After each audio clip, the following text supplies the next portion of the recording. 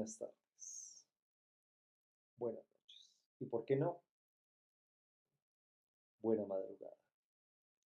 Hoy en día, en otro capítulo más de Epic People, gente con historias fantásticas con las cuales buscamos inspirarlos para sumar y multiplicar en este propósito de territorio desarrollado. Gracias a todos por venir el día de hoy a acompañarnos en este capítulo de hoy. ¿Qué vamos a hacer, amigos? No sé qué vamos a hacer porque los adjetivos positivos están escasos, con tanta gente fantástica que nos ha venido acompañando por estos días. Inteligencia artificial, social selling, Abaco, el doc consciente, Bloom, coworking y así muchos más de los talentos que nos han tenido deleitados con sus historias. Hoy tenemos un profesional maravilloso, un ser humano excepcional con su historia, con su fluir, con su sumar y multiplicar de vida. Hoy tenemos a Leonardo Antonio Muñoz Muñoz y su fundación Transforma Vidas. Él es ejemplo de cómo en su vida y en sus hábitos logró encontrar ese algoritmo de sofisticación, de propósito superior que le permitió bienestar y crecer exponencialmente a nivel familiar, a nivel económico, a nivel intelectual. Y hoy queremos conocer su historia, de cómo forjó su vida y que logró concretar lo que hoy tiene, una fantástica fundación que hace lo mismo en cada uno de sus segmentos de operaciones. Gracias, Leo. Gracias por estar el día de hoy con nosotros. Gracias por la invitación. Me siento halagado de que me haya tenido en cuenta para esta conversación. No vamos a tener una conversación de halagos, ni pretendo que se reconozca como algo titánico, pero sí entiendo la idea que tiene de compartir una experiencia de vida y voy a procurar tener en cuenta los aspectos más relevantes de mi historia que ha transcurrido por los 69 años que tengo.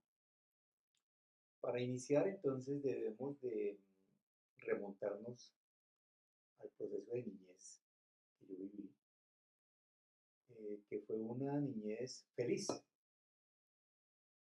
Digo feliz porque tuve la oportunidad de poder hacer lo que yo quería, que era jugar y crear en mi niñez.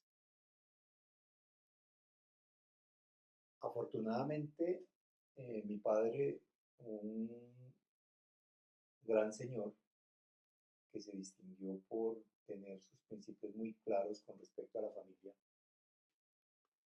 nos transmitió siempre esa idoneidad y ese respeto por los demás, que inclusive en lo que yo reconozco, en lo que me acuerdo, él nunca tuvo amigos, lo único que tuvo fue familia. Y la familia para él era lo más importante, eran los hermanos de él, los cuñados eh, y la esposa y los hijos, que era lo que tenía cerca.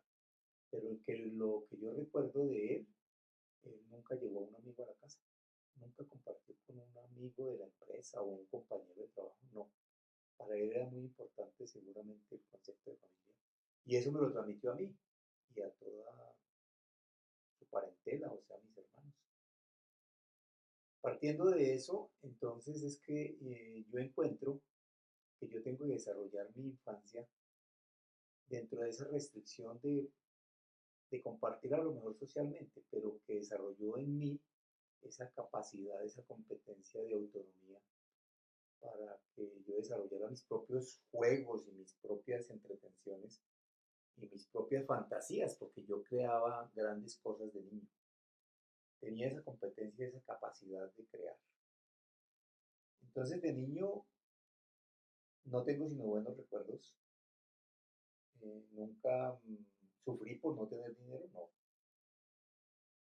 Yo encontraba en las tapas de la leche o en los cartones con los cuales llegaban los remedios, formas para hacer mis propios juguetes. Entonces yo disfrutaba eso. Era un niño feliz. Fui un niño feliz. Otra de las connotaciones que yo encuentro interesante para comentarles es que yo desde niño cultivé el tema de la lectura. Para mí era muy importante estar leyendo, porque desde muy temprano yo identifiqué que si yo leía mucho, aprendía muchos términos y aprendía a hablar. Entonces para mí era muy importante saberme comunicar y poder establecer unos nexos con las personas que me rodean, no de una forma ficticia, sino con algo que yo siempre he mantenido como un elemento fundamental de mi actuar, era de ser y parecer. Yo tenía que ser una persona que manejara un lenguaje adecuado para comunicarme y al mismo tiempo parecer una persona interesante. Era mi posición y eso no reñía con la posición económica ni el tener. Para mí era muy satisfactorio poder establecer conversaciones con mis pares, con mis amigos de barrio, en los cuales ellos no manejaban la semántica que yo manejaba. Y para ellos era solamente interesante conversar con el gordo, como me decían a mí, en el barrio. O sea, tenías sofisticado tu lenguaje. Correcto, yo empecé desde niño por eso, Ok. de tener una semántica y un lenguaje distinto al escenario donde yo convivía. Entonces, bajo ese criterio, ¿A qué edad percibiste eso, Leo? más o menos a los entre 12 y 14 años, Ok. una edad en la cual estaba estableciéndome dentro de mi adolescencia, pero entonces mi adolescencia no fue la típica adolescencia de rebeldía de los muchachos, de ir en contra de, sino mi adolescencia fue el establecimiento de lo que yo podía hacer y con la restricción que me brindaba la vida, pero yo era feliz con lo que me tocaba hacer, entonces yo encontraba en los libros una gran oportunidad. De hecho, le empecé a exigir a mi padre que me comprara libros del Círculo de Lectores en ese entonces. Ok. Entonces, Estamos hablando del año del año 60, o 68, 70, sea, con el apogeo de los Beatles. correcto, Ok. de la música de los Beatles y la música romántica, que desde ese entonces se me sembró como el gusto por ese tipo de música. Sandra América. Sandro, Nino Bravo, Ok. José Luis Perales, Ok.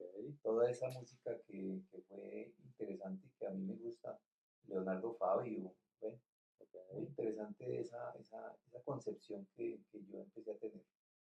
Entonces, con el ser y el parecer, yo empecé a ver que una cosa era la imagen que yo tenía, porque en el momento, pues era una restricción total, o sea, no había recursos para tener una imagen, pero yo sí recuerdo que muy niño, cuando yo tenía como 8 años, veía pasar a un muchacho con un vestido gris, camisa blanca, corbata roja y unas botas como de vaquero con carramplones. Yo no sé si ustedes tengan referencia de eso. ¿Qué es un carrafón? Un carramplón es una parte metálica que se le pone a los tacones del zapato en la parte trasera para que no se desgaste el tacón. Ok.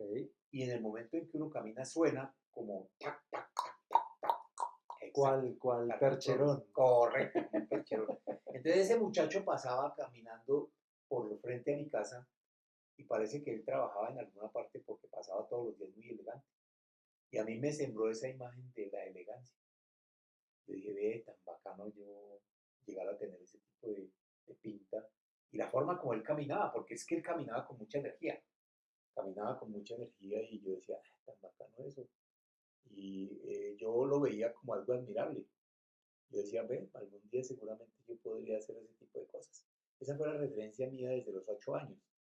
Posteriormente, cuando se da el tema de la adolescencia, entonces yo encuentro que mi refugio era en los libros, las lecturas, pero yo no fui un niño rebelde, como el típico niño de la adolescencia que dicen los psicólogos, que es un niño incomprendido y rebelde, ¿no? Yo no fui ese tipo de cosas. Mi rebeldía a lo mejor yo la expresaba a través de ser ávido por conocimiento, por leer, y en ese momento me acuerdo que eh, leí La Novena Revelación, un libro filosófico muy lindo.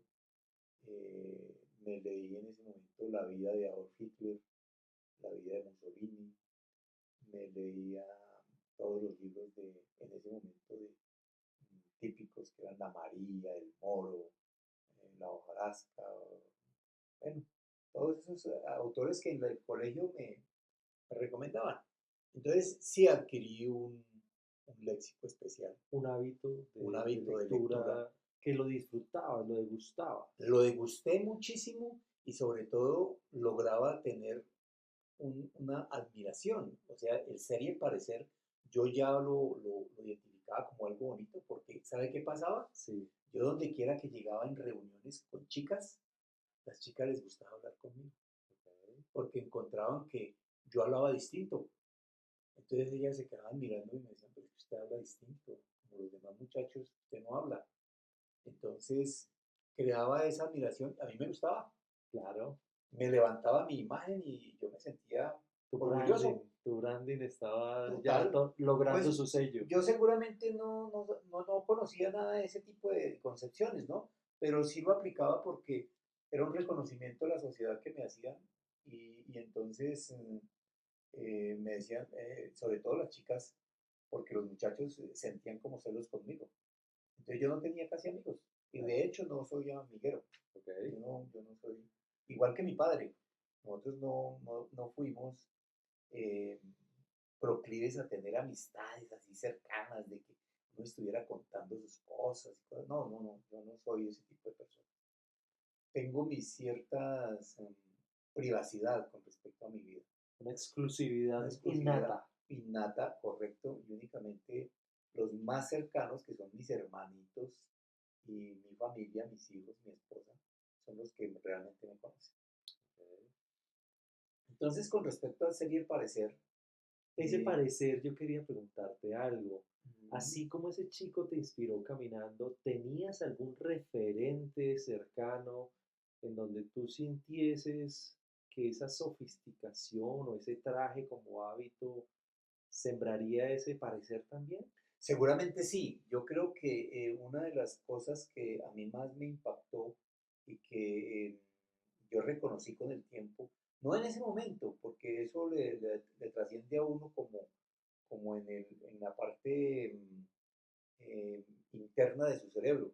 Pero yo veía que mi padre, siendo un constructor, un maestro de obra, como conocido en ese entonces, todos los días se afeitaba perfectamente, se ponía su traje de paño con corbata y camisa blanca, eso sí, eran camisas almidonadas, porque Sí, tenían que ser almidonadas y mi madre se las almidonaba y se las planchaba de una forma como ceremonial, para que él se fuera un perfectamente, protocolo un protocolo perfectamente perfecto de elegancia, de hábito, de de elegancia. hábito y de cultura, Ok, porque él, a pesar de que era una persona que no había recibido mucha formación intelectual, pues sí había recibido formación técnica desde el punto de vista de la construcción en el SENA, ok. pero alrededor de eso les enseñaban algo que era la ética, y él sí me contaba que los aspectos éticos a él lo habían encaminado en su vida.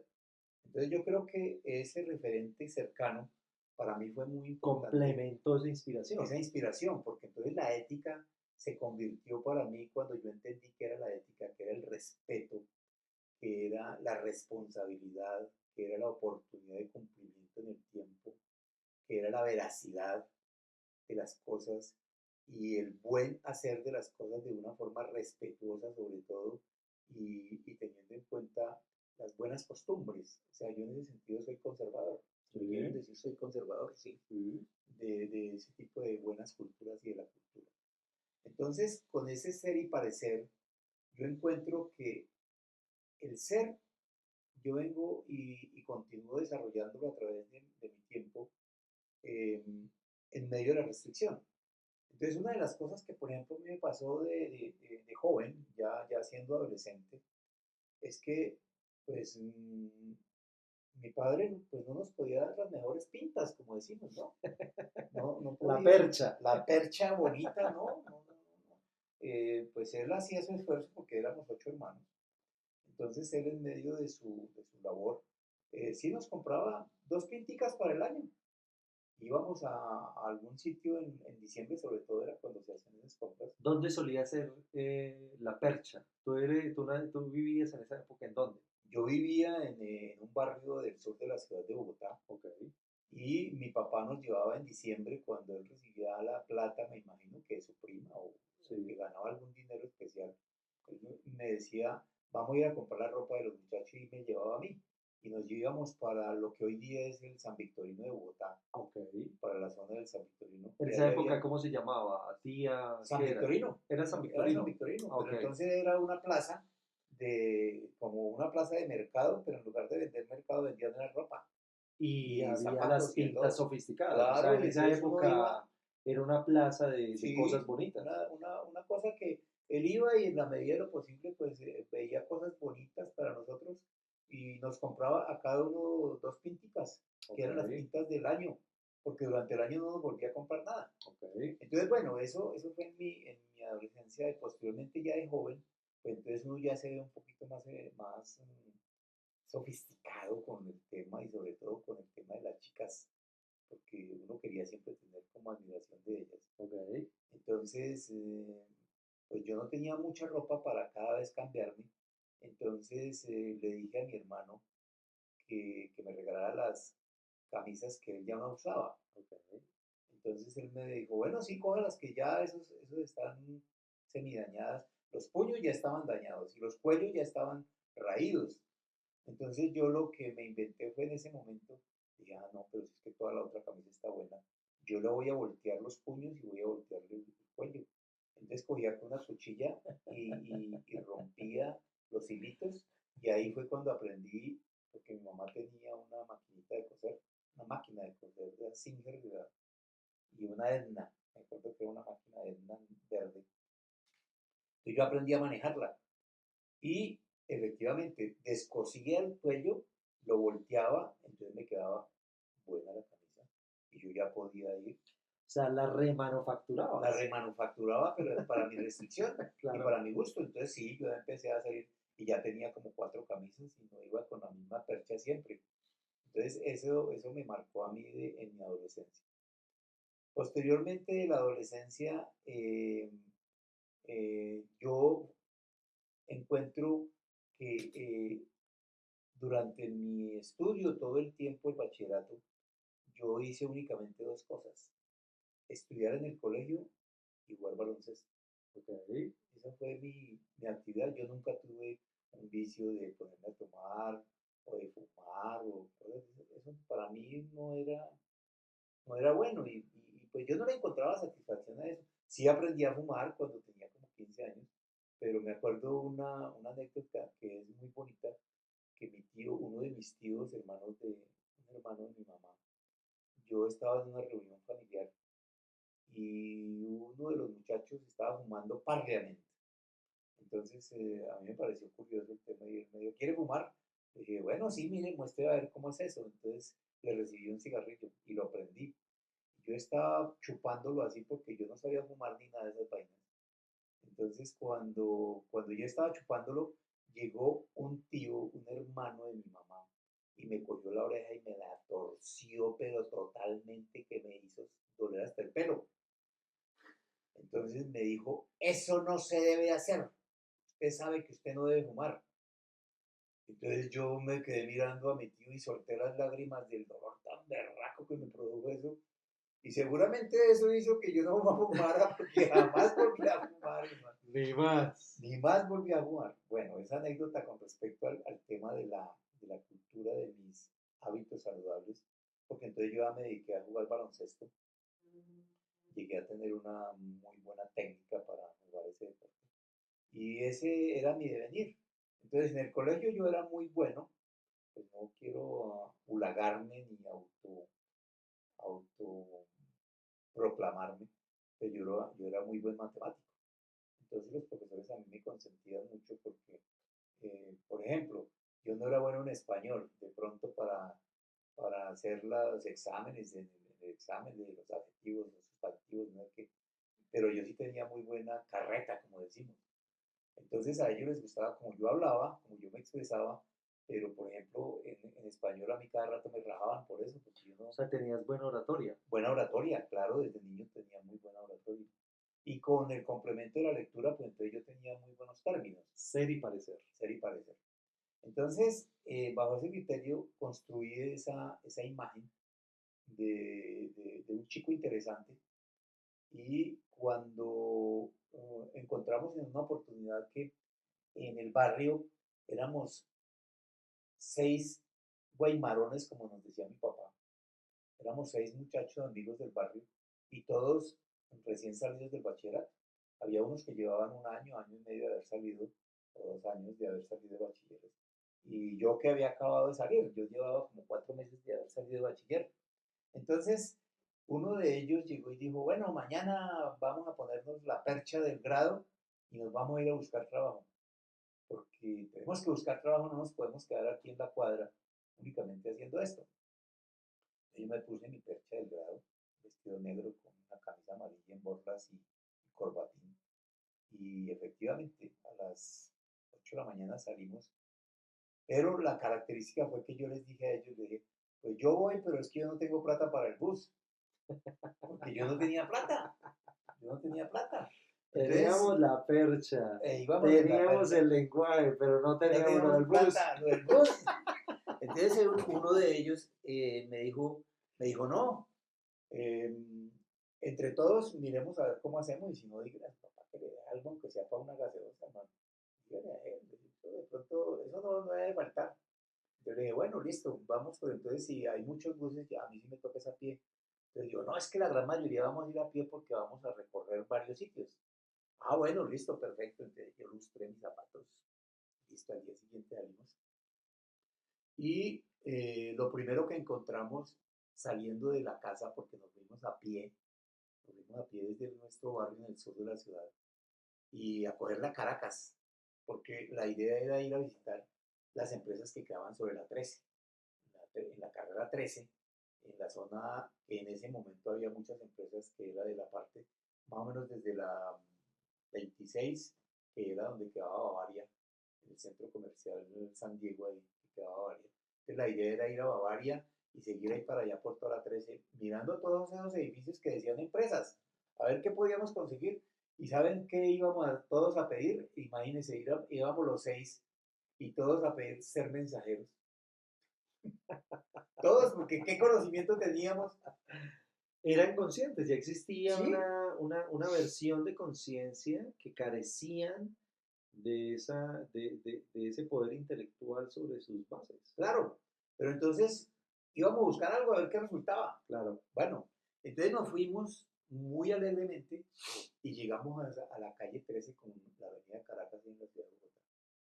Y vimos ahí, entonces uno de nosotros llamó la atención de que, oiga, mire, aquí está el Sena. ¿Esa vaina qué será, hermano? Nadie lo conocía así ¿Cuánto profundamente. llevaba el Sena en esa época? En ese momento tengo entendido que ya llevaba como unos 15 años o 20 años de haber sido creado, porque Okay. el SENA fue creado por Gustavo Rojas Pinilla en el 56 o 57, entonces me imagino Recién que, nacías. o sea, me imagino que ese SENA nació en el mismo año en que yo nací, Okay. entonces tenía más o menos la misma edad, yo tenía por ahí 17, 18 años, Ay, qué linda historia.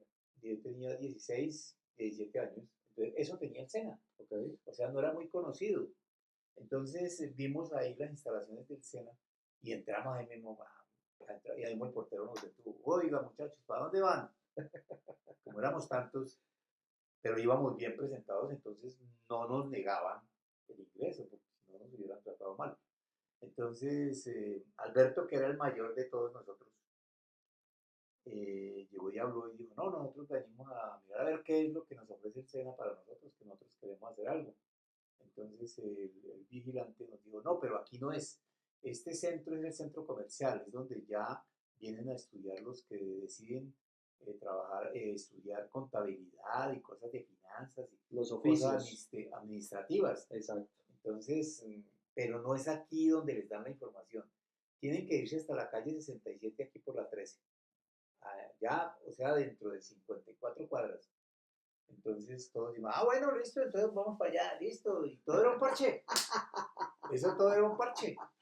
Entonces, listo. El Disney Label. Exacto. Vamos Entonces, a mirar a ver qué hay. vamos a ver qué hay. Entonces, bueno, listo. De ahí pasamos, en ese momento pasamos, caminando, seguimos caminando. Llegamos a la 26, entramos a la, al edificio de Bavaria, que era en ese entonces. Y, pero ahí no nos dejaron entrar a todos. Dejaron entrar a uno solo. Entonces, como el chacho era Alberto, que era el mayor, Okay. entonces entró Alberto y lo dejaron entrar allá y a preguntar qué posibilidades había de encontrar empleo y que éramos 6. Que se necesitaban una gallada de 6 mensajeros. Sí, él dijo eso. Aquí repartimos volantes, Exacto. vendemos trajes. ¿Qué Hacemos de todo. requiere? ¿Qué quiere que aquí hay 6 Seis seis promotores, mensajeros? seis Entonces, promotores. a ver qué nos ponen a hacer.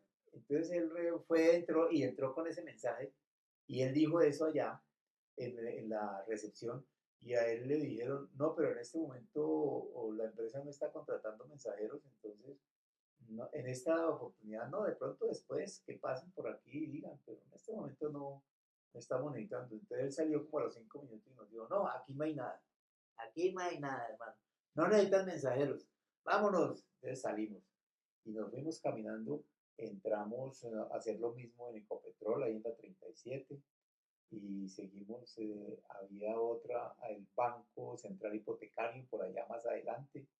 Entramos como 5 o 6 empresas, ya no retengo cuáles empresas entramos.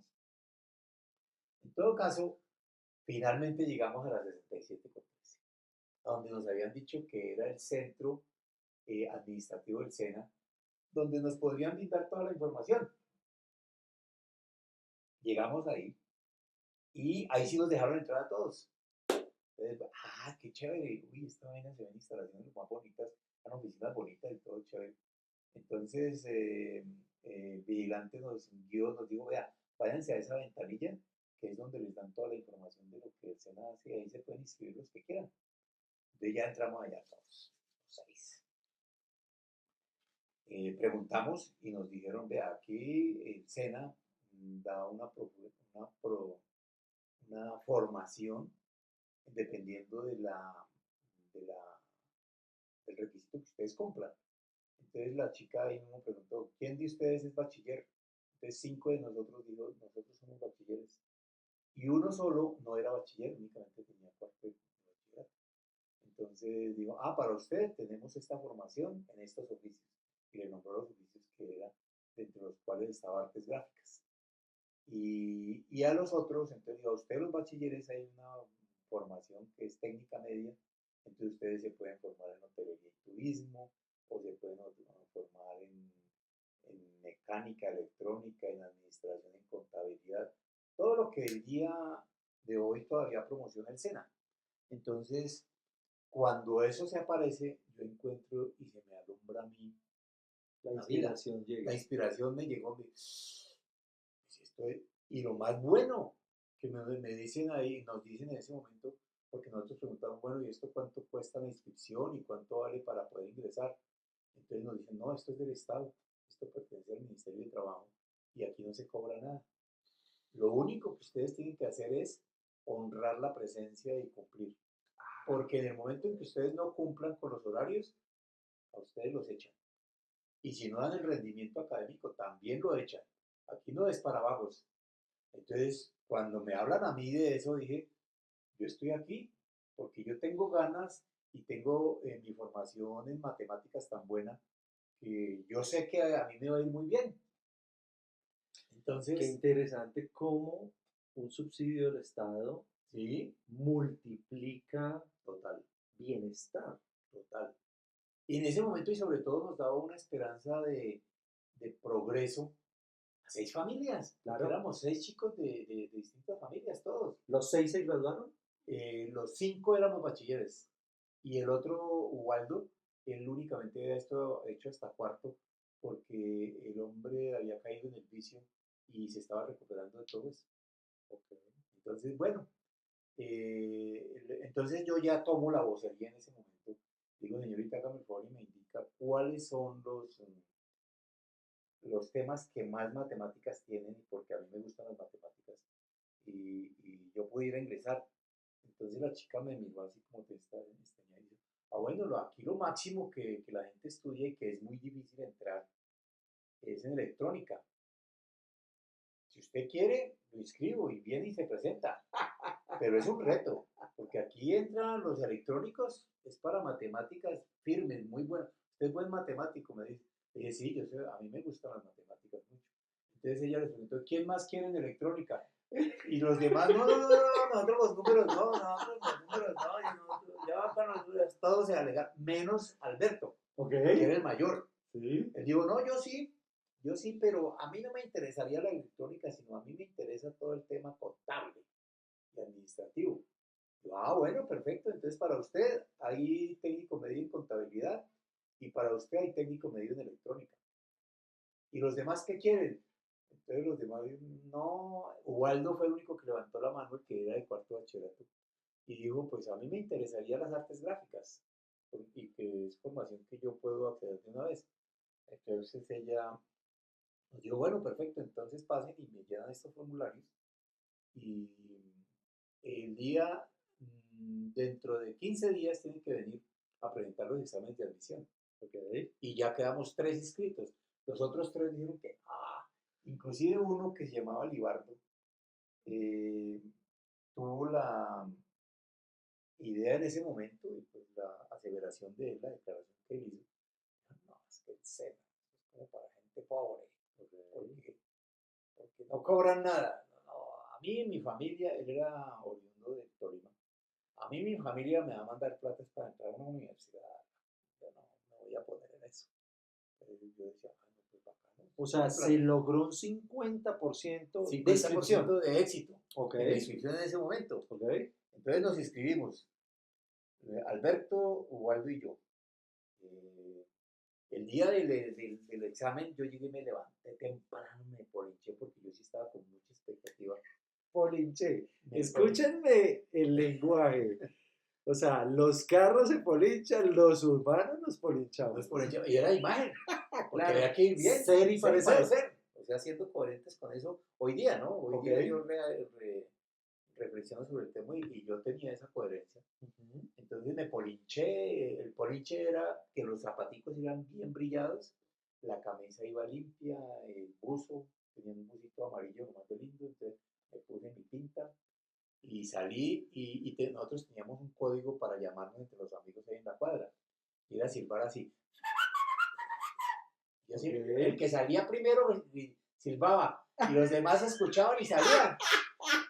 ¿Sí me entiendes? Era el código de que ya estábamos listos. Entonces yo salí y silbé y el único que salió fue Waldo, el de las artes gráficas.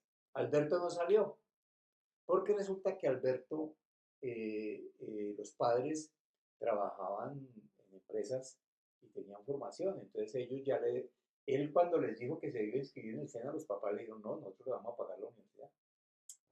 Entonces ya pues bajo el indicador, ya no era bajo el 50, sí, sino como el 30%. 33%. Entonces salió Waldo y le dije, bueno, y los otros que Alberto no hay, fuimos a la casa y le golpeamos.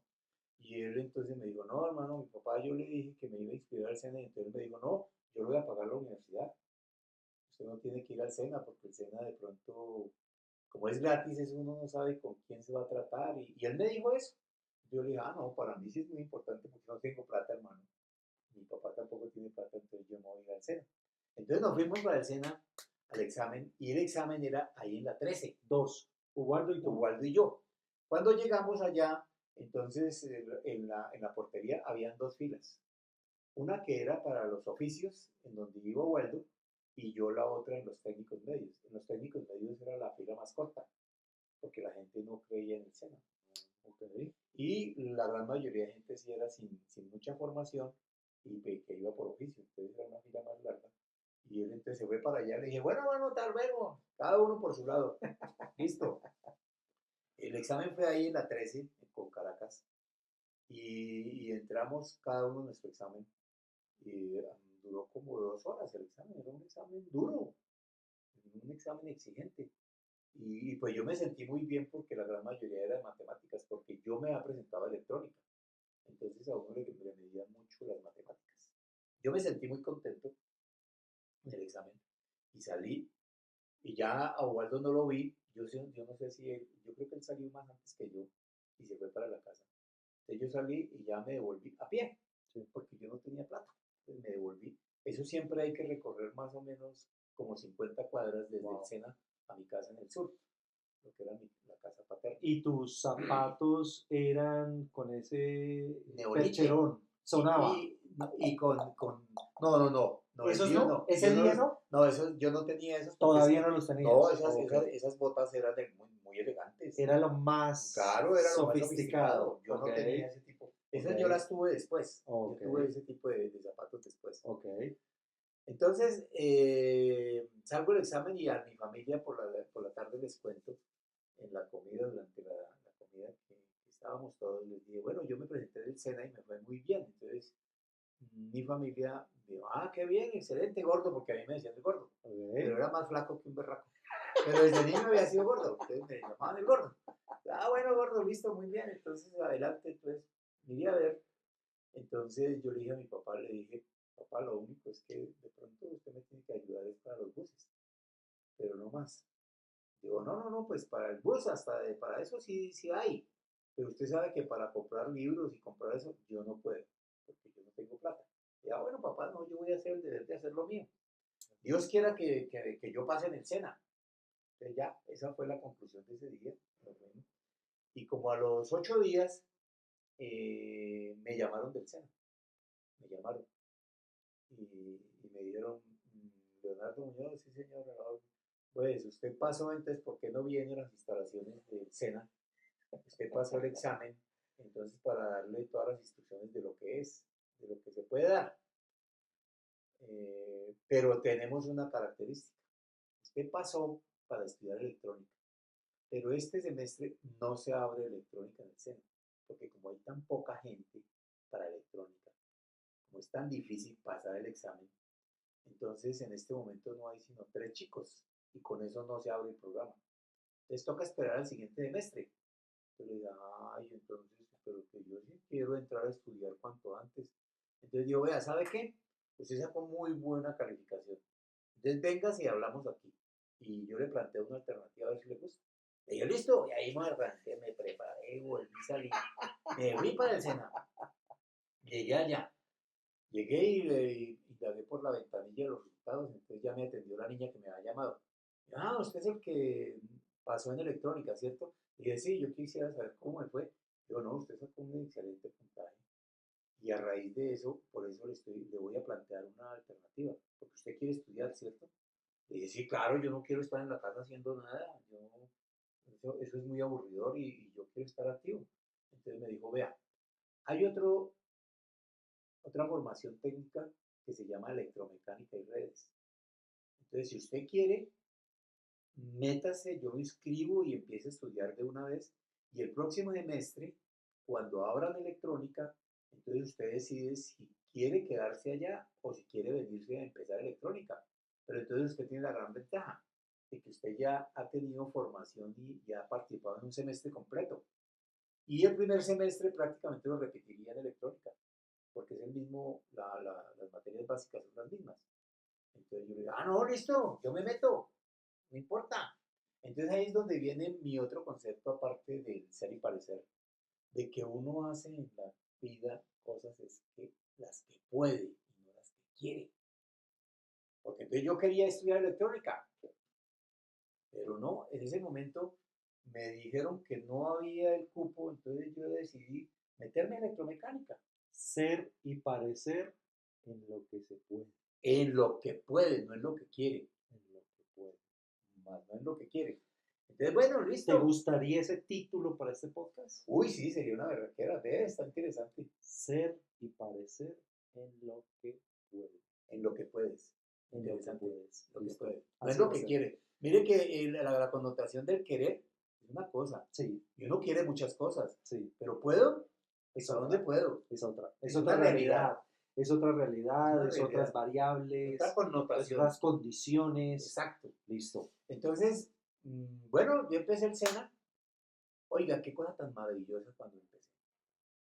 Laboratorios sofisticadísimos que hoy día todavía, yo reconozco que muchas universidades no tienen ese tipo de laboratorios, Ok. ni esas aulas. Ok. Qué cosa tan bonita. Me tocó en un centro de industria que queda ahí en la 13 con 30, detrás del Hotel del Sena, en el Centro de Técnicos de Industria.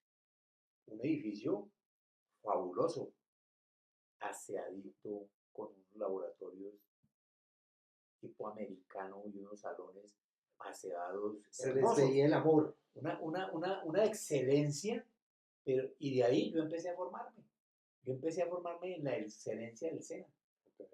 Entonces, yo empiezo a asistir a los laboratorios y empiezo a ver matemáticas buenas, dibujo técnico y los talleres que me empezaron a fascinar. Entonces ya me ponía overall y yo llegaba al centro de industria en la 30 con 1 de Mayo, en el sur de la ciudad, y ahí era, entonces teníamos la media jornada por la mañana, era la jornada académica, que era en el centro de industria en la 13, en la calle 13 con carrera 30 detrás del Hotel del Sena. Y en las horas de la tarde eran los talleres. Entonces, pues yo no le vi ninguna complicación porque mi padre me dijo, pues yo le doy al menos para que se vaya en bus, pero el otro a un transcurso del bus, pero el otro ahí tiene que regresarse a pie. Cuando termine tiene que venirse a pie. Pero él creía que era una sola ida y un solo regreso. Entonces resulta que me tocaba irme a pie hasta la 13 con 30. O sea, tenías varias clases en el día. Claro, era todo el día, era formación de 8 horas. Ah, ok, ok. Yo tenía la formación 8 horas, eso era maravilloso, una cosa maravillosa, el SENA es una cosa maravillosa. Entonces, Un momento, por favor. Nuestro elocuente invitado disfruta un trago de agua. entonces yo empiezo a asistir a eso y el primer día el profesor de dibujo llega y nos pone una figura allá al frente. ¿Pero qué pasó con Osvaldo? Osvaldo se inscribió y pasó para artes gráficas y él estudiaba allá también en la 13. O sea, juntos en paralelo. Sí, pero él en su oficio y yo como técnico medio. Él Exactamente. finalmente también se gradúa, pero el tema de él era más corto, era un año nada más. Ah, ok. ¿El Porque tuyo era de oficio, cuántos años? el mío era de 2 años y medio. Perfecto. Bueno, entonces yo llego y empiezo en el SENA y como moda curiosa, yo había sido monitor durante todo el bachillerato de matemáticas. Ah, ok. Entonces llego y en las primeras clases de matemáticas el profesor también me identifica que tengo competencia para eso y me nombra monitor para ayudar a los muchachos, a los otros que no eran tan hábiles. Pero en electromecánica y redes, ¿no? Entonces asistimos también a dibujo y cuando el profesor nos pone una tarea ya y yo llego y lo veo porque yo tenía una habilidad espectacular para esa vaina y era en tridimensional. Entonces yo llego y saco el dibujo, pongo mis 3 ejes y digo y tan, lo hago, pero en cosa rapidísima, porque a mí me encantaba esa vaina. Entonces hago el dibujo como en 10 minutos y el profesor se había ido a tomar tinto, ya no sé qué, y volvió como a los 20 minutos. Y yo me preguntó, ¿cómo van muchachos? ¿Cómo van con el tema? Y yo le dije, profe, yo ya terminé, mire. Y el hombre se queda mirando, ¿usted lo hizo? Uy, no, ¿cómo así? ¿Usted sabe qué? Usted vaya y le acompaña a aquel que es el más quedado. Y me nombra monitor también. O sea, ya tu brillo En ese momento empieza a empiezo generar a un branding, un reconocimiento, un branding. claro. Ok. Entonces yo me convierto en monitor de matemáticas, de física, de química y de dibujo en el SENA. durante los 2 primeros semestres. En los 2 semestres de formación lectiva, pues a mí me fue muy bien ahí. Los profesores me cogieron mucha estima, porque primero yo tenía mucha habilidad para el tema del conocimiento que me estaban impartiendo, y la otra cosa, yo tenía muchísima facilidad para explicar. Entonces es otra cosa que yo logré desarrollar, como poder comunicar muy bien las ideas que yo tenía. Yo no sabía, pero yo tenía esa facilidad. Yo tenía esa facilidad. No sé si de pronto eso me haya ayudado el tema de que durante el bachillerato yo también fui declamador. Yo a mí me gustaba declamar. Claro. Y entonces eso como que a uno lo ayuda, el arte. Sí, genera un branding un bonito sí, de interés, reconocimiento. de reconocimiento y ser interesante. El caso es que termino el semestre con honores, yo termino muy bien y me encarreto con la electromecánica, hermano. Llega de nuevo electrónica. Y te lo Electromecánica. ponen. Entonces me llama la muchacha, me dice, venga, Leonardo, ¿usted qué pasó? ¿Cómo le fue? ¿Sí le gustó electromecánica o se va a pasar a electrónica? Porque ya vamos a inscribir a los de electrónica. Entonces le dije, no, yo ya me quedo en electromecánica porque esta vaina es muy bacana. Entonces ahí es donde vengo a confirmar el tema de que uno no hace lo que quiere, sino lo que puede. En el momento yo no perdí esos 6 meses, sino me encarreté con la electromecánica. Entonces, a mí me pareció supremamente interesante aprender a manejar una limadora, un torno, una fresa, y aprender a soldar. Uy, eso era una nota, una berraquera. Y adicionalmente aprender la electricidad, que era lo que el core de eso. 2 años y medio en esa rutina. En esa rutina de aprender. Entonces uno pasa por talleres, eran talleres de 3 meses. Ok. Talleres de 3 meses y las materias lectivas que hicieron de 6 meses. Entonces, bueno, eso es hoy día sería como especie de una tecnología, ¿no? Ok. Equivalente a una tecnología. Culminas tu título. Llego y termino electromecánica. Y siempre con tus perchas, siempre con tu polinchado. Procuraba siempre, pero entonces ahí surgió otra necesidad, que yo no tenía plata. Claro. No O sea, podía. tenías la intención, Claro. tenías tu Y alimentación, tenía el tenías gusto a lo donde mejor dormir, por cosas, pero no querías había dinero. poder sofisticarte cada vez más. ¿Cómo Claro. resolviste eso en esa época de estudiante en el SENA? De estudiante del SENA, entonces yo encuentro una cosa que yo determiné. Yo dije, bueno, la única forma de tener varias perchas, eh, yo no podía ir a un almacén a comprar, no tenía la plata, pero yo tenía ropa que me quedaba bonita.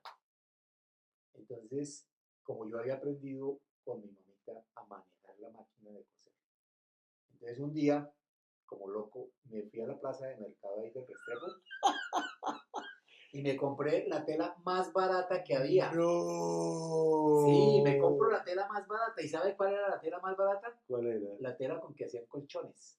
O sea que resultaste de diseñador de Sí, modas. señor, de moda, en ese momento. Y yo no sabía nada de esa vaina.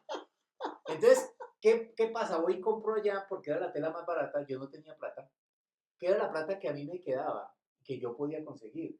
Una que mi cuñado, que tenía un taller de electricidad automotriz, yo me iba los sábados y los domingos a trabajar con él y él me pasaba, yo me acuerdo que en ese entonces me pasaba un peso.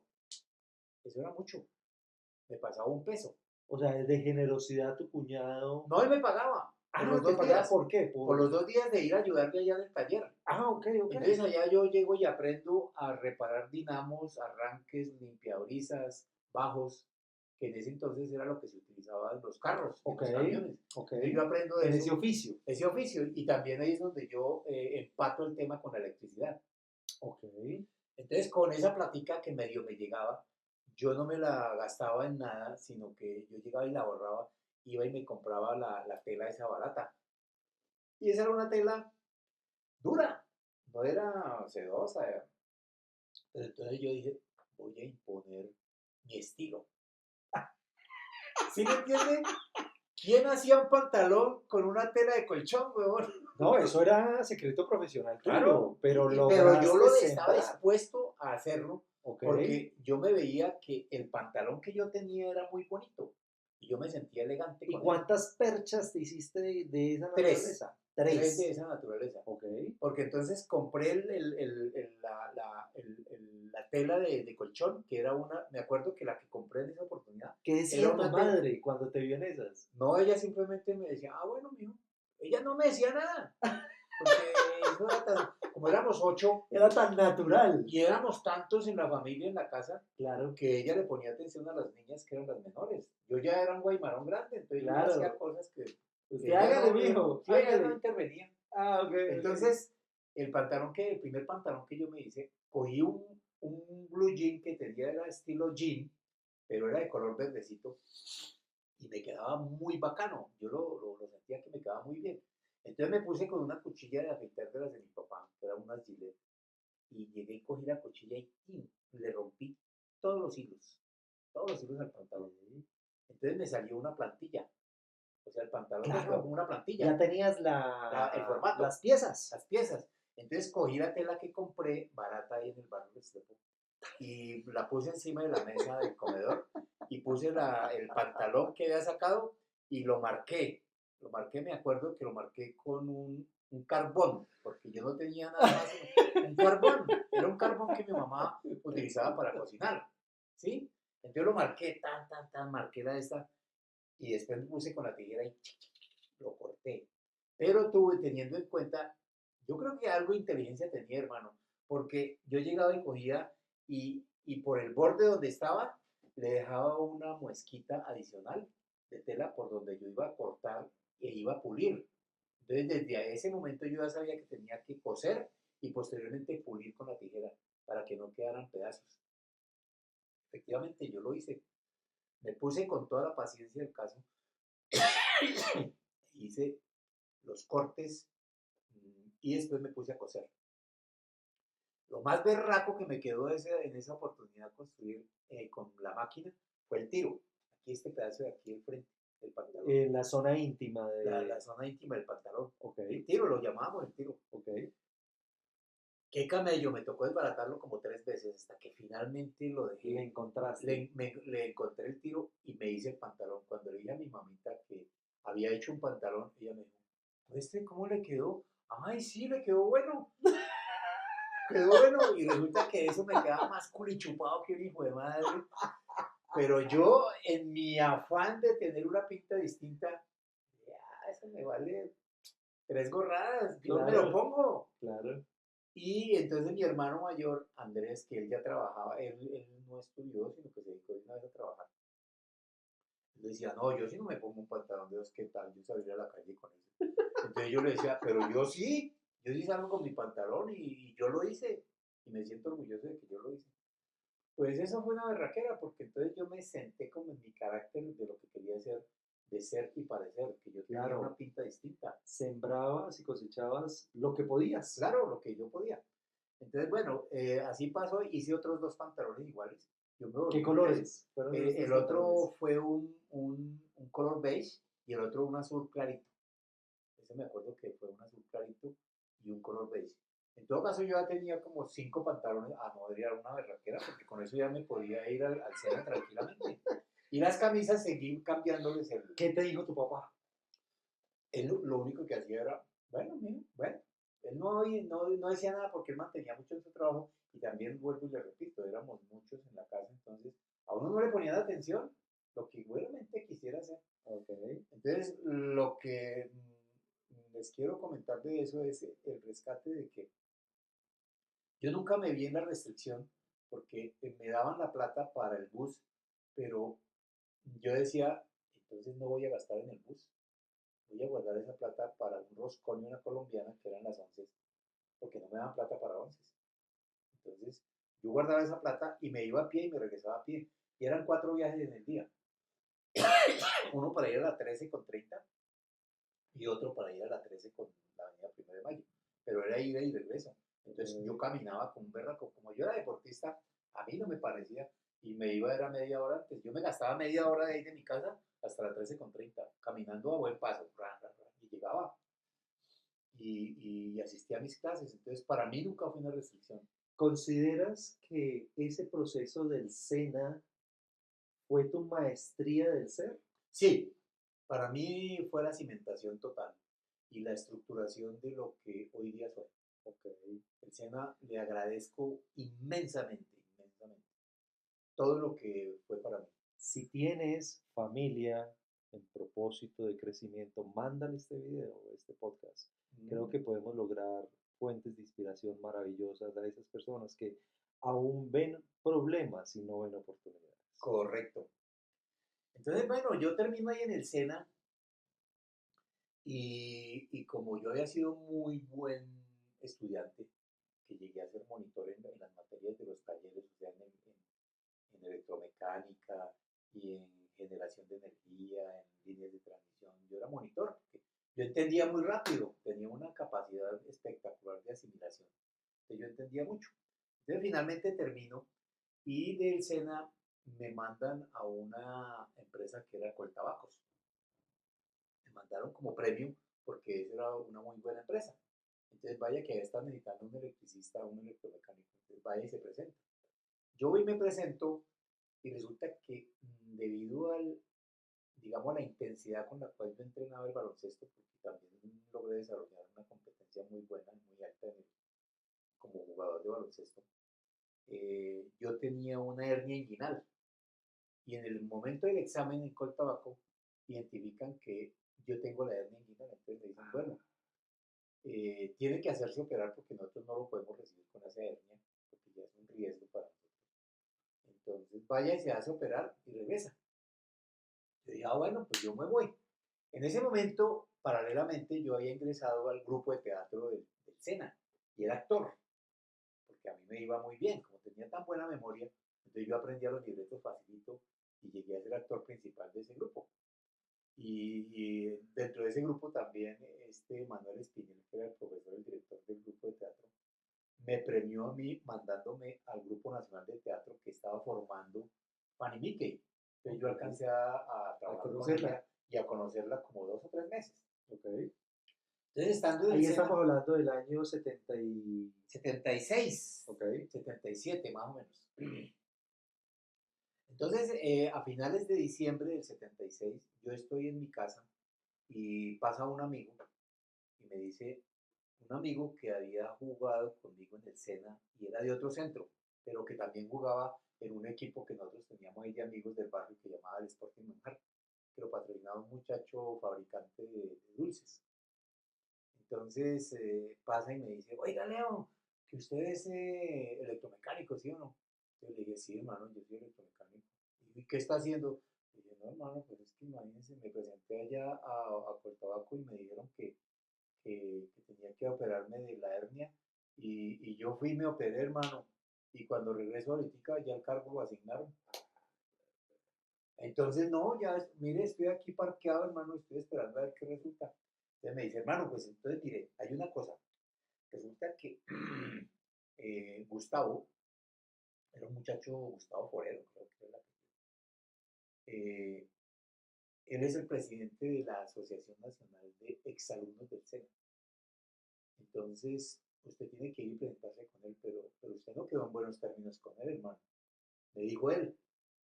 Le dije, sí, hermano, porque yo a él le gané el campeonato de básquetbol del SENA. Porque yo era el líder de mi equipo, ¿sí me entiendes? Claro, claro, Y el claro. otro muchacho era el líder del equipo de comercial, del SENA comercial. Ok. Y nosotros le ganamos la final a él. Entonces, inclusive yo era muy agreste como líder. Entonces era ofensivo. Entonces él no quedó con muy buena Con buena imagen mía. semblanza, ¿no? El Exacto. branding ahí no se vio No, tan no sofisticado. porque yo logré mi objetivo que era ganar el campeonato. Ok. Y él se vio afectado. Entonces yo le dije, ay hermano, ¿será que más me pone problema? Pero no, yo voy a ir porque en este momento yo voy como electricista, no como basquetbolista, listo, le dije así, algo así. Entonces cuando llegué allá, el hombre llegué y yo llegué y lo saludé, le dije, ¿qué hubo Gustavo? ¿Cómo le va? Hola Leonardo, ¿cómo le va? Pero en una completamente distinta a la posición de él. Ya se había Simpático, olvidado, simpático. simpático, él se había olvidado del tema de lo del básquetbol. Entonces le dije, hermano, pues a mí me dijeron que había aquí una oportunidad para entrar a una compañía que está necesitando electricistas como para montaje y cosas de esas, pero yo estoy dispuesto. ¿Y usted está dispuesto a irse fuera de Bogotá? Y claro, para donde sea. Yo me voy para donde me digan. Entonces me decía, bueno, hermano, entonces, listo, nosotros estamos necesitando, ¿usted no tiene otros amigos? Le dije, sí, yo tengo otros amigos que de pronto pueden estar interesados. Y me dijo, ¿y de qué promociones? De hace 4 meses que yo terminé. Ah, no, perfecto, hermano, esos son los que están buscando allá. Entonces me dio los datos y me dijo, tiene que irse a ISA, que queda en la 37 con 13, ahí al pie de Ecopetrol. Y, ah, bueno, pero ¿y esa vaina qué es, hermano? ¿Qué hay que hacer? Digo, no, ya le dicen, hermano, a mí me mandaron fue aquí la solicitud de que necesitaban 25 técnicos y no he conseguido, hermano, y estoy desesperado por buscar más. Interconexión eléctrica S.A. Interconexión eléctrica S.A. en el año 1977. Entonces me voy allá a comienzos de, no, a finales del mes de enero, y ya en ese momento yo ya había empezado a entrenar básquetbol con la selección de Bogotá, a entrenar, pero no había participado en ningún torneo. Y ya me habían tenido, me habían convocado para el campeonato nacional que era en marzo en Popayán. Era el campeonato nacional juvenil. Entonces yo estaba feliz de que me iban a llevar y pues yo era muy buen jugador. Entonces presenté los exámenes en ISA, me fui allá, yo no sabía qué era ISA. A mí me habían dicho era que ellos construían cosas eléctricas y que me podían utilizar a mí allá y que me iban a pagar. Entonces yo lo que necesitaba era trabajo. Y que presenté los exámenes y me fue muy bien.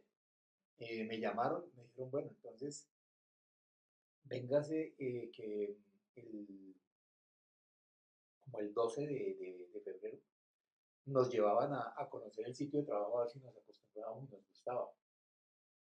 Entonces llegamos ahí y nos llevaron una camioneta Toyota nuevecita a la central hidroeléctrica de Chihuahua.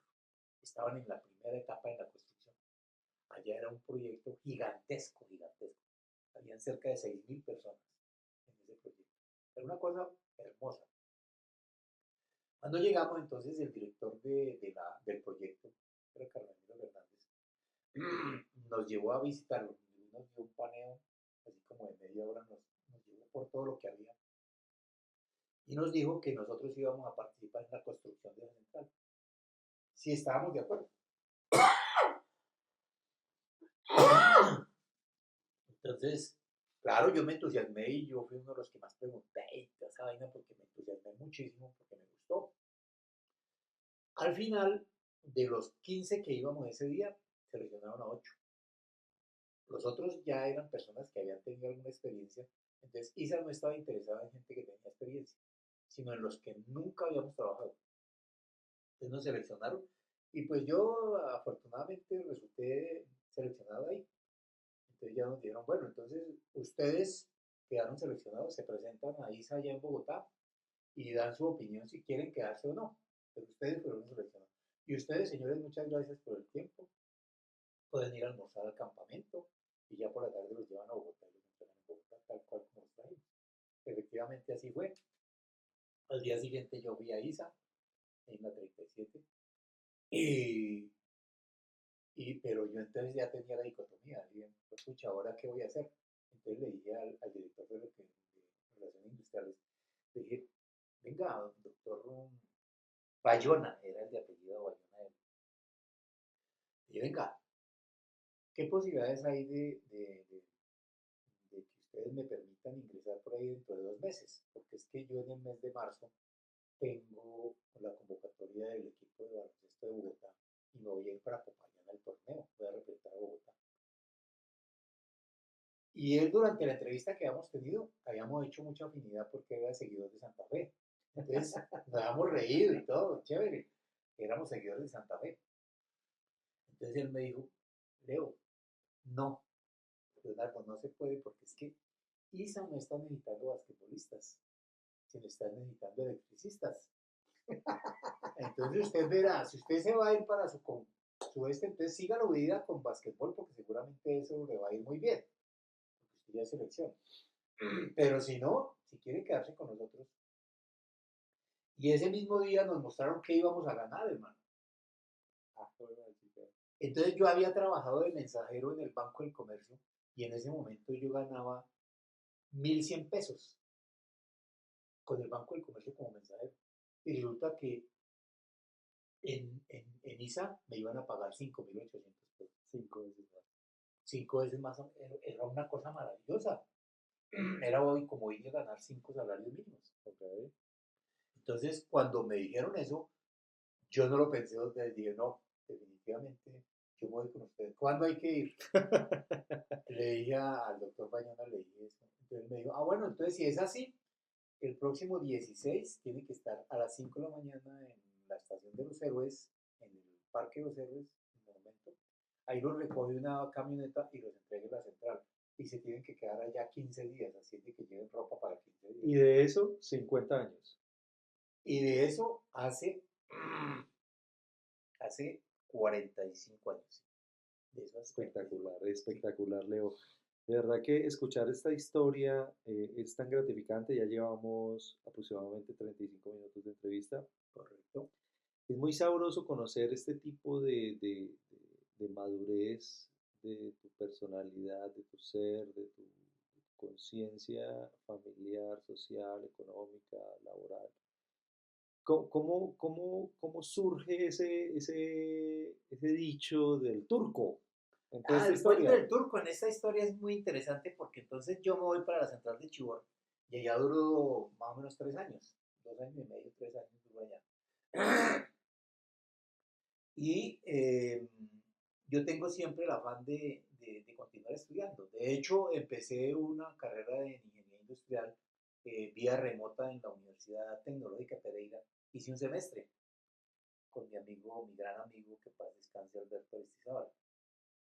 Entonces, otro Alberto Aristizábal, era un compañero de ISA, Ok, que éramos los dos, y entre los dos nos metimos en la Universidad de Pereira y empezamos la formación a distancia. Era una berraquera porque nosotros quedamos mucho tiempo allá, en la central, para estudiar. Pero entonces, allá en la empresa, en ISA, surge la posibilidad de establecer una nueva área que era la gestión del mantenimiento. Y como raro, el lambón de Leonardo se entusiasma con esa vaina. Y empiezo a entusiasmarme con eso y empiezo a leer y a estudiar. Y cuando llega el promotor de esa nueva dirección, yo me lo hago amigo en la central y le digo que yo estoy interesado en hacer parte de ese nuevo equipo, pero que la connotación que yo quería era que me trasladaran a Bogotá para poder estudiar en una universidad. Y él me dijo, no, perfecto, yo ya me había leído los manuales de lo que iba a ser esa vaina y lo tenía muy claro, porque habían llegado esos documentos a la sala de control de la central y los habían dejado ahí como de referencia. Y yo me puse y los leí. Entonces, cuando el director, el doctor Tascón, era un ingeniero del Valle, conversamos, nos hicimos muy amigos, le dije, pues yo estoy interesado, pero dime para Torca. Entonces digo, ah, bueno, entonces vamos a hacer el deber de trasladarlo a Torca, porque allá va a quedar una oficina de investigación y desarrollo de mantenimiento, se llamaba. Entonces, eso se da en un proceso, pues así como de 2 meses, que suceden cosas aparatosas. A mi gran amigo, que era Albertico Aristizábal, estando caminando con la novia por el parque de la Florida, un aprendiz de conductor los atropella ay, a los dos, a él y la novia que iban caminando en el parque. Y la niña queda fracturada múltiples cosas y a Albertico lo mata. muere tu amigo. Muere mi amigo. Entonces muere mi amigo, pero resulta que él había renunciado a ISA y se había venido como supervisor electromecánico a una compañía que llamaba Amjon. Él estaba trabajando, llevaba trabajando como 3 meses. Entonces, como nosotros éramos tan amigos, yo cuando estaba en descanso de la central, me iba a visitarlo allá a la nueva empresa y nos encarretábamos a hablar de electromecánica. Entonces a mí ya me conocían en Amjon, en el laboratorio Amjon. Entonces, cuando muere Albertico, yo voy y le digo al jefe de Chibor, le digo que yo quiero asistir a ese sepelio. Entonces el jefe, como nosotros queríamos tanto a Alberto y ellos también lo habían aprendido a estimar mucho, entonces dijeron, bueno, entonces le vamos a mandar una ofrenda floral y usted va a ir a entrega a nombre de Isa. Entonces tómese los 2 días y me fui al sepelio. Yo asisto al sepelio y entrego las flores y al final del sepelio, el jefe de él que me había conocido Me dice Leonardo, usted también tengo entendido que es electromecánico. ¿Usted estaría interesado en venirse para Bogotá para trabajar con Apple? Le dije, pues si ustedes me dejan estudiar, sí. Digo, claro que sí. Eso es una condición que si usted me la exige, pues usted sale a las 5 de la tarde y se va para la universidad. No hay ningún problema. Entonces le dije, bueno, perfecto. Entonces yo lo voy a analizar. Voy a plantear el tema de misa, porque yo estoy trabajando ahí, yo no puedo ser irresponsable de ir a abandonar el cargo. Pero entonces déme un tiempito. Digo, bueno, entonces cuento con usted. Le dije, pues sí, en principio sí. Yo le dije así, en principio sí, pero yo voy a hablar allá en ISA. Cuando me voy a ISA, y yo ya estaba en la interinidad de que me iban a trasladar a Torca, entonces el jefe, que era un muchacho coreano, le dije, no, entonces yo voy a renunciar porque no me trasladaron a Torca y yo quiero irme a estudiar eso en el próximo semestre. Y se me da esta coyuntura a mí de lo que me ofrecieron en Apple. Entonces el hombre dice, no, Leonardo, eso con usted no es. ISA tiene planes para usted y usted no se va de ISA. No se va de ISA. O sea, yo no quiero aquí pecar de humanarme de que era el chacho. No, pero sí. eras parte de los planes. Era parte de los planes y a uno en las empresas lo identifican, lo leen y le dan la oportunidad. Entonces, él hace lo ingente y en 3 días me traslada a Torca. Yo llego a Torca y otro gran señor que me apoyó muchísimo fue el Gordito Bolaños, que era el jefe ahí. Y él me recibe y le digo, bueno, yo estoy aquí porque me trasladaron para trabajar en la investigación y desarrollo y mantenimiento. Y me dice, pues sí, pero eso fue como intempestivo porque el traslado suyo era por ahí dentro de 6 meses. Pero parece que usted se iba a retirar, entonces la empresa quiere tenerlo aquí. Aquí no hay nada, no hay nada para el cargo suyo. No hay ni oficinas, ni hay dónde hacer, ni hay ni qué es lo que hay que hacer, porque no han definido, eso está en definición. Yo le dije, no, pues a mí me trasladaron, yo me hago donde usted me diga. Entonces él me dijo, no, pues busque por ahí donde sentarse ya con el operador, pero no lo distraiga porque él tiene que hacer el trabajo. Entonces al Gordito Bolaños llego y le digo, bueno, sí señor, ese día él me recibió O así. sea, tenías una expertise en lo que se pueda. Sí, en lo que se pueda. Entonces, La historia se repite. sí, eso se repetía. Entonces, llego y al día siguiente, cuando yo ya estoy ahí en Torca, le digo a su amiga, a mi esposa, le digo, amor, yo voy a prepararme para entrar a la universidad para el semestre entrante. Entonces me voy a llevar el cálculo y la álgebra de Baldor y las voy a desarrollar. Yo tengo mucho tiempo allá. Entonces me llevé el cálculo de Restrepo y el álgebra de Baldor. Porque yo siempre gomoso con los números. Y dije, para entrar a la universidad seguramente van a ser mucho más exigente que el SENA. Entonces yo tengo que formarme. Entonces están. Me fui, me llevé mis 2 libros, el de Restrepo y el de la álgebra de Baldor. Y llegué allá y entonces le dije al doctor Bolaños, le dije, pues yo me voy a poner a estudiar, doctor, porque es que yo quiero entrar a la universidad. Entonces, como tengo tiempo aquí, entonces hágame el favor y me permite, yo me siento en la mesa de ping-pong y lo utilizo de escritorio porque no hay donde más sentarme. Y voy a ver cómo hago una butaca por ahí para sentarme. Entonces él inmediatamente me dijo, no, de verdad, un momentico, se lleva una de mis sillas. Él tenía 2 sillas al frente del escritorio. Y él mismo va y la lleva, él mismo. Me dice, Leonardo, usted se sienta aquí y estudie. Fórmese de una vez para que entre a la universidad porque usted quiere estudiar. Bueno, muy excelente. Me dieron asiento y encima de la mesa de ping-pong me pongo y desarrollo todos los ejercicios del álgebra de Baldor durante más o menos como 1 mes y medio que estuve ahí. Yo llegaba por la mañana y mi sitio era ese. Entonces desperté mucha inquina entre los compañeros. ¿Cómo así este huevón llega aquí a estudiar y le están pagando? Bueno, el caso es que durante ese interín, entonces ya empieza a llegar la información de la Oficina de Investigación y Desarrollo y Mantenimiento y yo a engomarme con eso que duré ahí 8 años, con ese tema. ¿Dónde llega el turco? Exacto, entonces ahí viene el turco. Okay. Espera un momentico, no me afane, no me afane. No Entonces, me ¿qué pasa? changues. ¿Qué pasa con el tema económico? Como yo estaba en la central, yo ya ganaba horas extras, prima de calor, prima de localización. Eso a uno ganaba mucho dinero allá. Yo tenía un nivel de vida ya bueno, un estándar que podía disfrutar con mi esposa. Y el primer hijo ya venía en camino. Entonces, Cuando me trasladan a Torca, pues a mí me quitan la prima de calor, la prima de localización y las horas extras. Quedo con el salario pelado. Entonces, lógico, uno ya está acostumbrado a tener un estilo de vida. Entonces ya me veo en calzas prietas. Entonces le digo a mi señora, yo tengo que hacer alguna cosa. Entonces, en una oportunidad nos fuimos a comer eh, quesitos y dulces allá a Sopó, por los lados de Sopó, en la salida de Bogotá, allá donde queda la fábrica esa de Alpina. Sí. Entonces nos fuimos con ella eh, a, a- a- a comprar eso con mi familia en la pichirila, que nosotros teníamos una camioneta. Entonces nos fuimos allá. Y entonces mi papá dijo, venga, ya que estamos en Sopó, ¿por qué no entramos por el lado de Cajicá para que ustedes conozcan esos municipios? Entonces nos entramos por allá y nos bajamos a conocer la plaza y esas cosas del municipio. Pero entonces, curiosamente, yo encuentro en el marco de la plaza del municipio de Cajicá un almacén que dice venta de retazos. ¿Sí? El diseñador vuelve. Entonces a mí se me alumbra, yo no sé qué me alumbró el tema, y venta de retazos, ¿cómo así? Yo voy a entrar a preguntar, ¿cómo es el tema de los venta de retazos? Resulta que era una fábrica de paños, la famosa fábrica de paños León de Caica, que tenía su punto de venta ahí.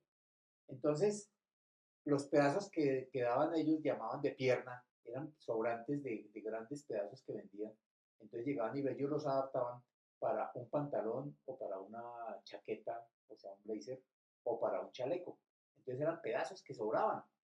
Entonces yo vi esa vaina y dije, ¿ya cómo son los pedazos? Digo, no, pues esto es coja y por kilos, compra por kilos. Ah, güey, pucha, muestre a ver cómo es. Entonces yo llegué y cogí para 3 pintas, cogí tres para pantalones, 3 para chaqueta y 3 para chalecos. Entonces llegué y los pesé y daba una plata. Entonces yo tenía ya algo de plata y yo le dije, bueno, yo los compro. Ya me los compré, me los llevé. Entonces cuando llego a la casa, digo, bueno, yo voy a mandar a hacer la pinta, esa que aparece en esa foto. Entonces llego y la mando a hacer y digo, vi una oportunidad de negocio. Dije, voy a comprar estas telas y voy y les vendo estos retazos a compañeros de la oficina. Y entonces voy o sea, yo mandé a hacer el primer ¿Ese vestido. traje es del Ese traje turco? es del turco. En ese momento es del turco. Ese traje es del Wow. turco. Entonces, el traje es de con chaleco, un verde jasqueado hermoso y una chaqueta en verde también jasqueada y un pantalón verde oscuro. Era una pinta bien bonita con camisa blanca y ¿El corbata. turco tuvo oportunidad de darles traje a su padre y a sus hermanos? A mis hermanos sí, y a mi papá una pinta de paños, pero no le mandé a hacer el vestido. Ok. Entonces llego a la oficina, porque la oficina de Torca es en la 200 con séptima. En ese entonces era lejos, pero re lejos. Entonces la gente no tenía tiempo de cómo salir a mandar a hacer cosas. Entonces yo les digo, venga, cómprenme los retazos, cómprenme estos paños que les vea, este pedazo les sirve para un pantalón, este les sirve para una chaqueta. Y los compañeros entonces se entusiasman por una sencilla razón. Yo les vendo y ellos me pagan en 3 gritos. ¿Cómo eran 3 gritos? 3 quincenas. Entonces a ellos les sirve. Ah, bueno, listo, entonces listo. Entonces yo llego y con los otros dos que yo había comprado para mí,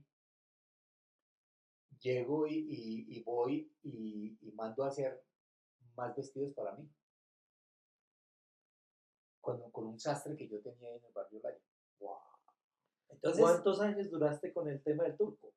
yo duré más o menos 5 años con el ¿Y tema. tus amigos te compraban? Claro, los compañeros de la oficina empezaron a comprarme, pero entonces lo curioso de eso fue que yo ya iba y le pagaba a Paños León con un cheque cosechado, porque no tenía plata. Entonces yo le Pero decía, ya tenías la confianza del banco. correcto, y eso se utilizaba en ese entonces. Entonces el señor del almacén, por vender, me decía, bueno, sí, listo, usted ya me compró. Entonces, y ya compraba, era al por mayor, yo compraba 10, 12 pintas completas. Y les llevaba también para mujeres, para las faldas y los blazers. Entonces, bueno, yo ya me adquirí esa fama ahí y ellos me empezaron a llamar el turco. Vamos a ver, entonces yo llegaba el lunes con mis maletas llenas de paños y el turco era el que les vendía todo eso.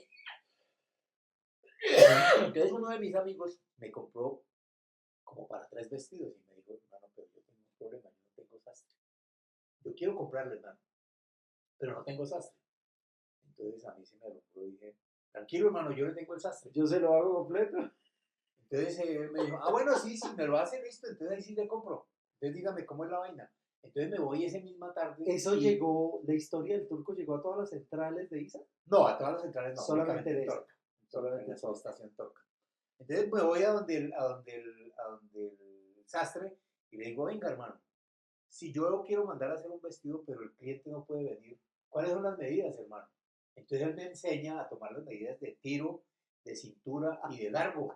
Y lo mismo cuáles eran las medidas del saco y cuáles eran las medidas del chaleco. Yo tomo atenta nota y llego al día siguiente donde mi amigo que me dijo eso, le digo, venga, yo le tomo las medidas, tan, tan, tan, tan, tan.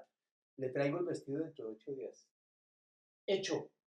Entonces el hombre me dice, ah, bueno, listo, ¿y cuánto valió la chura? Tanto. Entonces a mí, el sastre, porque yo le llevaba a clientes, me hacía los vestidos a mí.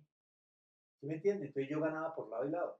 Vendía el paño y al mismo tiempo lograba la confección para mis pintas. Yo en ese tiempo andaba, vea, calidoso de pinta. Siempre, siempre porque con los ¿Y paños. qué hizo que el turco naufragara? Ya me cansé, porque ya el tiempo de la universidad, como yo empecé a estudiar, entonces ya el tiempo no me quedaba para ir permanentemente a Cajica a comprar. Y ya también los clientes se saturan, hermano. Claro, Porque ya la todos tenían mucha logística, ropa. claro. Ya tenían 4 o 5 pintas cada uno, entonces ya era menos la frecuencia con que me compraban. Entonces yo abandoné el tema. Ya no volvía. Ya soltaste, te enfocaste Me en tu enfoqué, proceso sobre todo profesional a mí el y punto. sacaste tu ingeniería. Claro, no, el punto de quiebre para que yo abandonara el turco es en el momento en que me toca hacer la tesis de grado. Porque ya me toca dedicarme tiempo completo sábados y domingos a desarrollar la tesis de grado, que fue una cosa excepcional.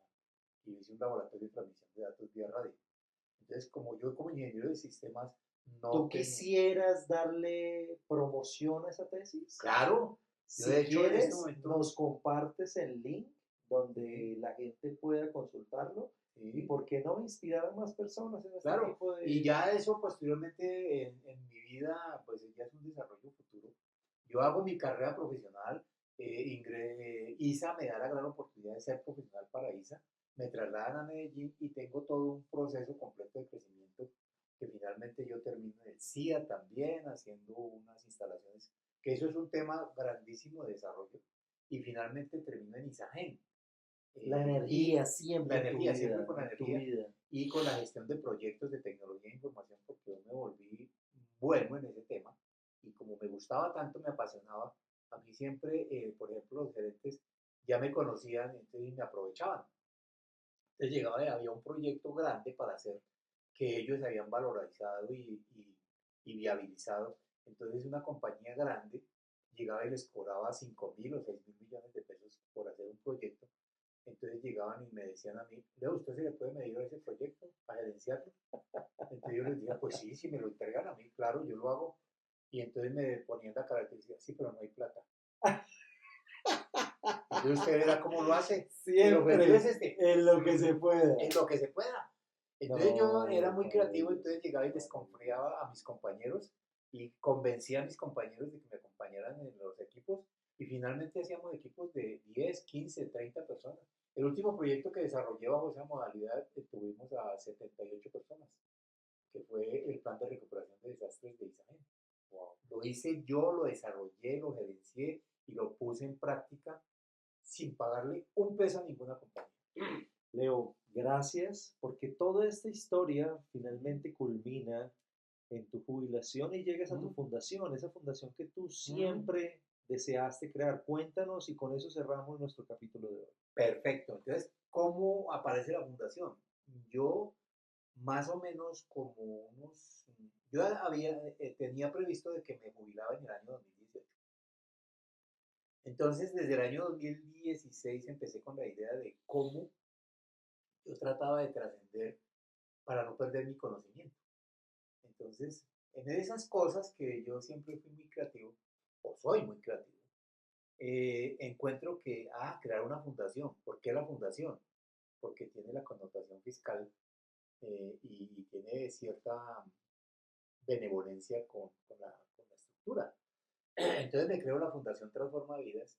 ¿Y cuál es la esencia de esa fundación? Es tener socios de conocimiento que no pertenecen a mi nómina, pero que sí están atentos a que si surge algún acompañamiento empresarial, la fundación hace el contrato y le reconoce su aporte, pero de una forma independiente, sin dependencia de nómina. Son tus partners de propósito. Sí, son partners de propósito en determinados conocimientos y entonces yo aprovecho a mis amigos que yo conozco en todo el gremio durante todo ese proceso de formación que tuve y de actuación en los proyectos de tecnología, que conocí muchos amigos, muchos relacionados con el trabajo, y les propongo que me acompañen y entonces ellos van y me acompañan y yo les reconozco su aporte. Regularmente son gente pensionada ya retirada que tiene mucho conocimiento y entonces llegamos a acuerdos muy fáciles de cómo hacer las cosas. Entonces, cumplimos con el objetivo de llevar conocimiento económico para las empresas y al mismo tiempo nos entretenemos. Es un Exacto. parche. Entonces, en eso hoy día Ser estamos y ser y parecer parecer en en lo lo que que se puede. podamos. En lo que se puede. En lo que se puede. Hoy día disfruto de eso y Transformando vidas con este transformando vidas. mensaje. Eso es Ser todo y parecer así es. en lo que podamos, en lo que se puede. Y una de las cosas fundamentales de todo eso es mi transparencia.